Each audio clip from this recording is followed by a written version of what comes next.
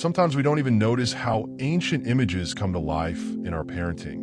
Not just habits, but real archetypes. Today, I want to invite you to explore this subtle layer of the psyche, which Carl Gustav Jung spoke about. We will examine what the archetypes of mother and father are within us, how they control our words and actions, sometimes without our knowledge. Why, even when we vow not to repeat our parents' mistakes, do we suddenly find ourselves doing the same thing? And most importantly, can this scenario be rewritten? Jung claimed that archetypes are collective, innate images, ancient symbols that are stored in the unconscious of every person. The image of the mother is not only a specific mother, but also the very idea of care, shelter, and warmth. The image of the father is not only a biological father, but also a figure of law, boundaries, and direction. We carry them inside us, and through them we look at the world. Think about it. What comes to mind when you hear the word mother? Perhaps gentleness, warmth, forgiveness, or conversely, coldness and distance? Each of us takes this image from our personal experience, but inside it is intertwined with archetypal meaning. That is why, when we become parents, we often unconsciously repeat not only specific habits, but also these deep patterns. The personal myth of the family, why it is important to notice it. If the images of mother and father are what live within us as archetypes, then the personal family myth is already a collective story that we pass on from generation to generation.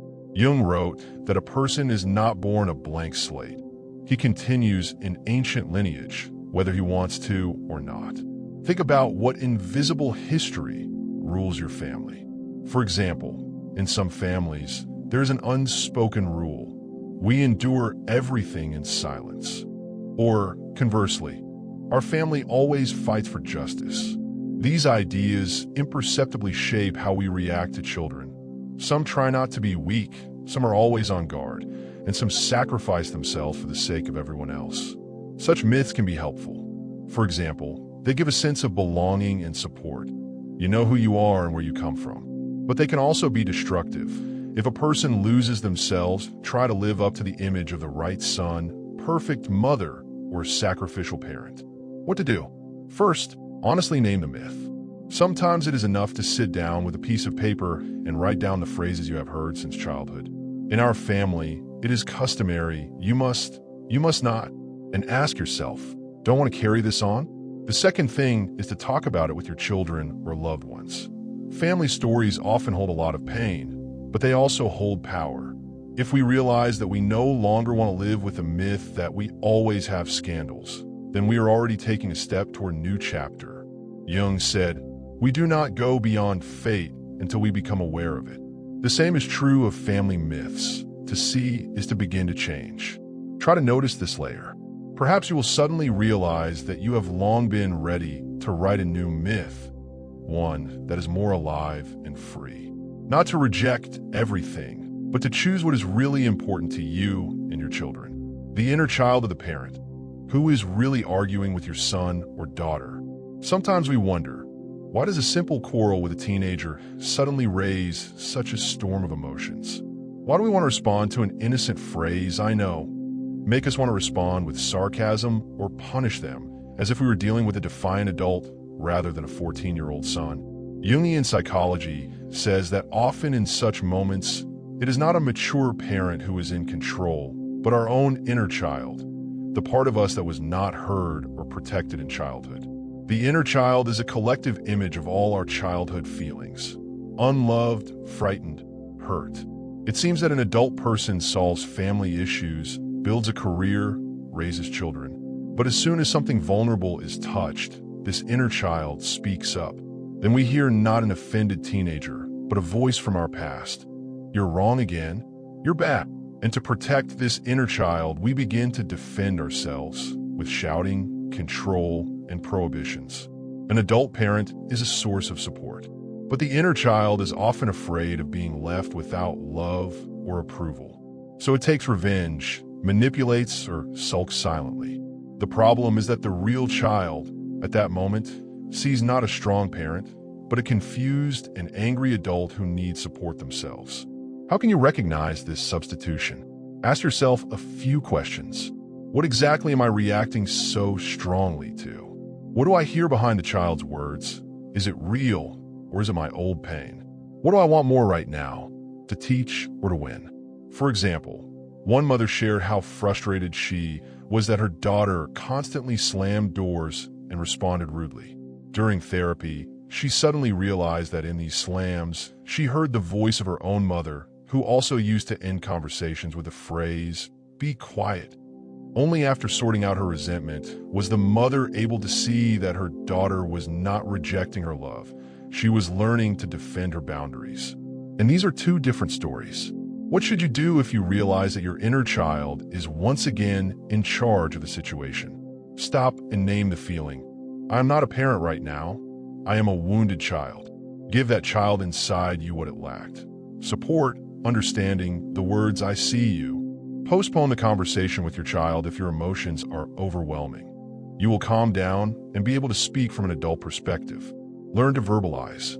Sometimes an honest, "I'm not angry at you right now," can save the dialogue. Find practices that help you calm your inner child. Journaling, therapy, meditation. Your inner child is not your enemy. It is a part of you that wants to be noticed and healed. The more you befriend it, the less reason it has to interfere in your relationship with your real child. After all, your son or daughter does not need your wounded inner child. They need your strong, sensitive adult self. Dreams and the unconscious, the secret language of children and the key to understanding. Dreams are not just bizarre images that flash in the darkness of night. In Jungian psychology, they're seen as a window into the unconscious, a mirror of the inner world where our fears, hopes, traumas, and potential are hidden. This connection is especially important in childhood, when words cannot always express the depth of feelings and experiences. Carl Gustav Jung emphasized that dreams are a language of symbols through which the unconscious addresses the conscious mind. For a child, dreams are a way to tell what is going on inside, but which they cannot put into words. Images of parents, home, danger, and rescue may appear in them. These are all metaphors for their inner perception of family and relationships.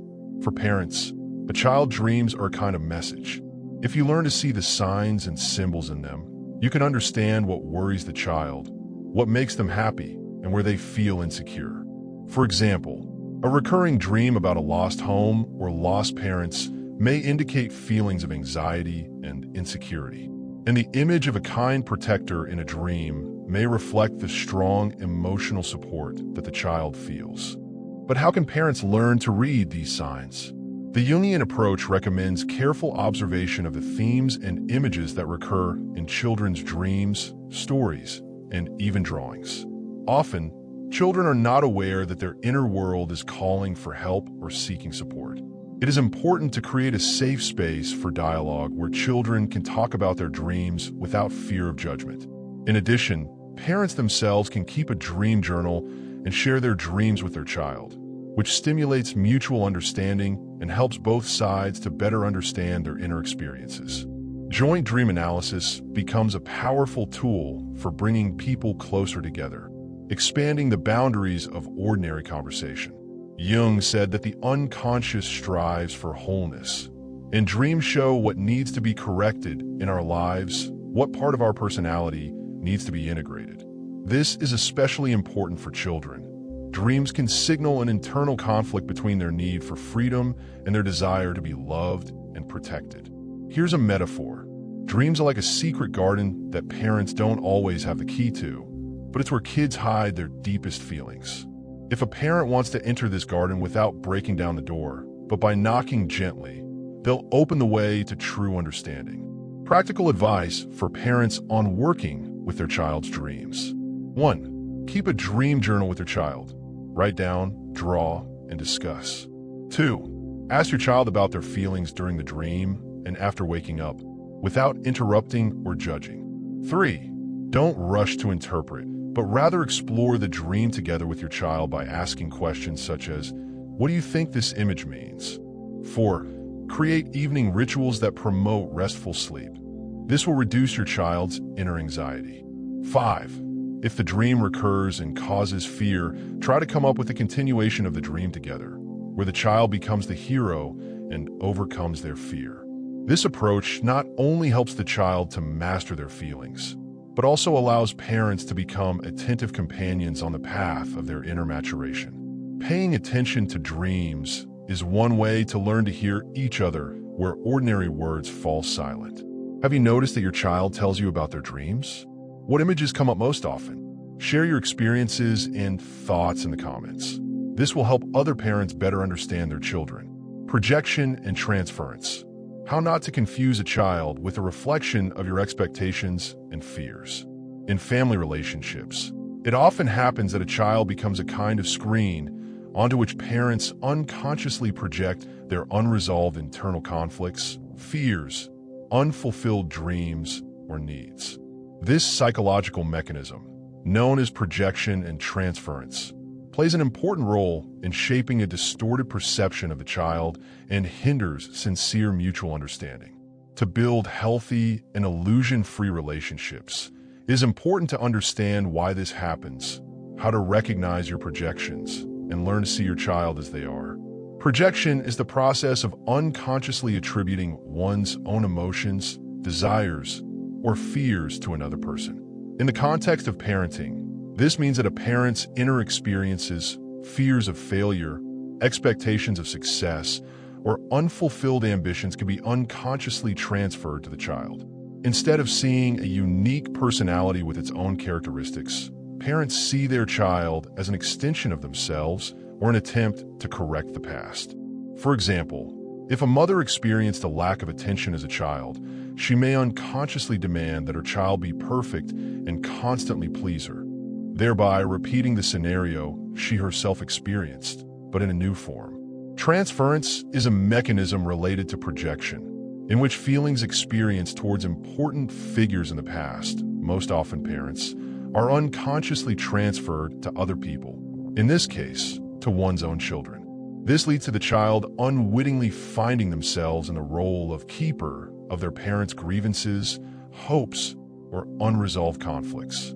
Such dynamics complicate mutual communication and interfere with the free development of the child and parents. Psychology suggests that awareness of these processes is the first step toward changing the situation. It is important for parents to develop observation and self-reflection skills, asking themselves questions such as, what expectations do I have of my child? Where do these feelings come from? Is this really their personality or my internal script? In this way, the parent's own inner world is separated from the child's reality. In practice, this means learning to accept the child as they are, not as you would like them to be. It is important to create a space where the child can express their feelings, thoughts, and desires without fear of being judged or rejected. This does not mean a complete absence of rules, but rather flexibility and attention to the child's individuality. Active listening also helps with this, when a parent tries not just to hear the words, but to understand the child's inner world, their motives and emotions. This requires time, patience, and a desire to go beyond one's own projections. Another useful tool is regular self-analysis, perhaps with the help of a diary or conversations with a psychologist, where you can sort out your feelings, fears, and expectations. The more a parent is aware of their own projections, the easier it is for them to rebuild relationships and make them more honest and open. Ultimately, when we learn to see our child separately from our internal images, we open the door to true mutual understanding. The child ceases to be a mirror of our fears and hopes and becomes a full-fledged personality who deserves respect and love just as they are. Why it is so important to create your own parental role. Sometimes we don't even notice how we try on other people's parental costumes. Some people decide early on, I will never be like my mother, and spend their whole lives trying to go against the grain, but still end up in the same scenarios. Others, on the contrary, repeat everything down to the smallest detail. That's how my mother did it, so it must be right. In his works, Jung warned that archetypal roles, mother, father, live within us as powerful, ancient images. They are like matrices. They set the form, but do not fill it with content. But what we fill this form with is our responsibility. The problem is that many parents do not live from within themselves, but rather play a pre-written role, afraid of making mistakes or not meeting someone's expectations. What happens if a parent blindly copies someone else's example? Tension arises. After all, modern children grow up in a different time with a different worldview. Trying to raise children according to old patterns, we sometimes lose touch with reality. We control where we could explain, we punish where we could support. In the end, both sides suffer. Creating your own parenting role means not denying other people's experiences, but also not living solely by them. It means being able to ask yourself questions. What suits me? How do I want to show care? What does the line between strictness and support mean to me? It's like carving your own key to your child's heart. After all, you can't just take the key from the old lock and hope it will open a new door. In this regard, it is helpful to practice small self-checks. For example, you catch yourself saying, "Because I said so." Ask yourself, what do I really want to convey? Can I say it differently? Creating your parental role is about flexibility. Today, your child is small and has certain needs. Tomorrow, they will be a teenager with their own personality and critical views. Your parental role must change along with them. Otherwise, it will crack like an old jug. One father told me how he had frightened his son with shouting for many years because that's what his father did. And then he realized that this shouting was not his real strength, but an old mask of fear. And when he tried to speak quietly, his son suddenly began to listen more. It's a simple thing, but how many families carry this burden of "that's how it's done"? Well, you could try. 1. Think about what phrases or habits you inherited from your parents, and which ones you really want to keep. 2. Observe your child's reaction. Sometimes, simply explaining works better than 100 why nots. 3. Ask your child how they see your relationship. Yes, even a toddler can say what they are missing: affection, play, trust. 4. Don't be afraid to change your parenting style as your child grows older. The role of a parent is not a statue, it is a flow. The most important thing to remember is that a child needs a living mother or father, not a perfect actor playing someone else's script. Your own role is always more honest and warmer, and even the mistakes you make in it are easier to heal with love. Practical exercises. How to start your transformation today. Understanding your inner archetypes and family scenarios is only the first step. To truly break free from old patterns and start building new ones, you need to take concrete action. Practices help you move from theory to life, step by step. They become a kind of soul trainer, strengthening awareness and changing habitual reactions. 1. Archetype diary, a conversation with yourself. Take a notebook or start a separate diary. Every day, write down what feelings, thoughts, or memories are associated with your inner parent, that voice inside that criticizes, fears, or demands. For example, today I felt the voice of my strict mother speaking inside me. You failed again. Why does it sound like that? Where does this reproach come from? Then try to respond to that voice as an adult who cares and understands. This exercise develops internal dialogue and helps to distinguish old scenarios from the real me. 2. Letter to your inner parent. Write a letter to your inner critical voice or archetype, not as an accusation, but as a dialogue. For example, "Dear inner mother, I know you're trying to protect me, but sometimes your words hurt me more than they help. It is important for me to hear your concern, but without fear and guilt." This act of writing allows you to release internal tension and begin to build a new relationship with yourself. 3. Family conversations. Talking without pressure. It is possible and necessary to discuss family history, but it is important to do so in a way that does not make the child feel threatened or obligated. Try asking in a calm atmosphere. "Tell me, what does our family mean to you? What traditions would you like to preserve?" By asking open-ended questions, you create space for mutual understanding and dialogue, rather than dictating. Family is not only about the past, but also about what you build together. 4. Meditation and visualization. Rewriting scenarios. Meditation helps you escape the hustle and bustle of everyday life and connect with your inner world. You can use imagery meditation. Imagine meeting your inner child, hugging them, and promising to take care of them. Or visualize how the old voice of criticism turns into a calm and supportive ally. Regular practice of these images helps to rewrite emotional programs and strengthen your sense of security. These exercises are not a one-time action, but a process that requires patience and consistency. They're similar to a gardener caring for a rare plant.